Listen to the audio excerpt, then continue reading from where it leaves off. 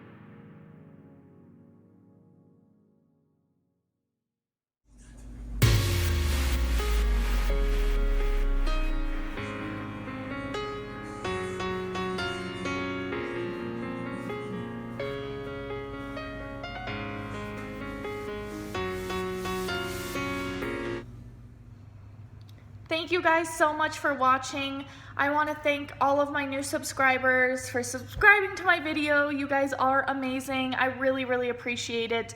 And I hope that even through this time and the hardship of being home, and I know it can be a lot because most people are like so used to going to work, it's almost like, what do I do with my life? Kind of get out of that zone of just like when you're at home, kind of just relaxing, kind of do that stuff that you normally would push off. So cleaning, do all those, do home improvements if you have the stuff in your house. Why not? You're home, take advantage of that, and even through this hard time, know that there's a lot of people surrounding you. And there's still a lot of positive things happening. I mean, pollution has gone down some. Through all this, there's been some positives throughout the negatives, and we just need to focus on that even through all of this.